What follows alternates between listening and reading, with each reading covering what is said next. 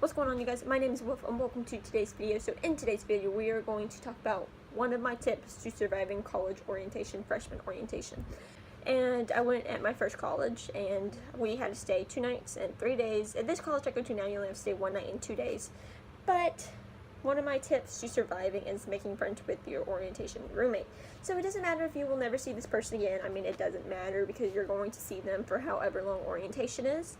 And you might not be in the same major, you might not be in the same group, but there's a good chance that you will see them, especially if you're freshmen, you will see them throughout the school year. So when I went to orientation, I roomed with a girl, and she was nice. She was a criminal justice major. At the time, I was a biology major. So we were totally different people, and we had totally different majors, but I actually saw her again in freshman English class, one of my English classes. So as a prerequisite or a core class here, you have to take 2 English classes, 1301 and 1302.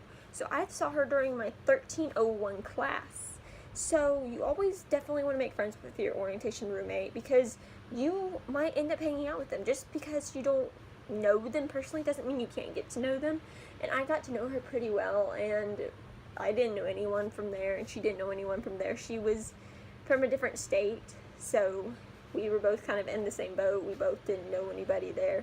We both weren't sure, how it was going to go. We were both a little bit shy. She was more out of her shell than I was, but we became pretty good friends pretty quickly because at my orientation, we had to stay up till about midnight or 1 o'clock, and being able to talk to somebody was a lot easier, and you had to be in your room by 11 o'clock.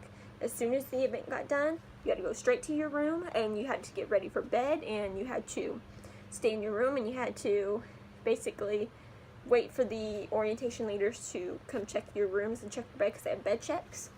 So you had to stay up that long, and I had the most difficult time. That means you can't fall asleep. They will come wake you up.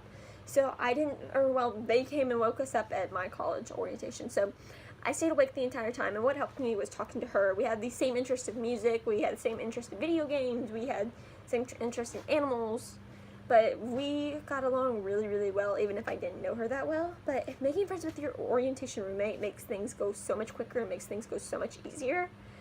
And a lot of it just has to do with having someone to talk to. Just because you're not in the same group or have the same major does not mean you won't see each other again, or that you will see each other again. I mean, for her, I saw her in my English class, my freshman English class, my second class ever that I ever took.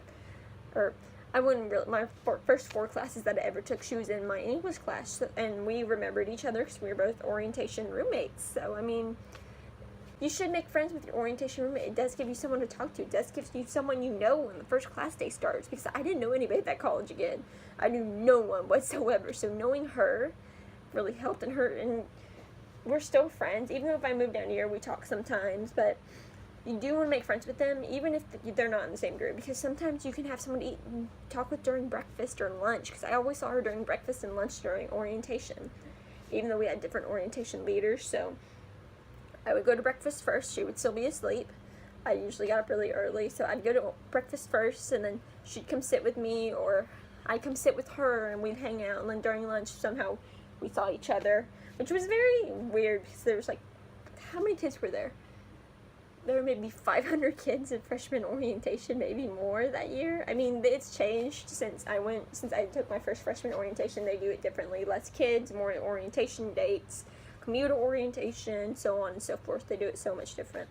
But I saw her during lunch, and I saw her during our events, and I saw her during breakfast. So we always hung out during orientation.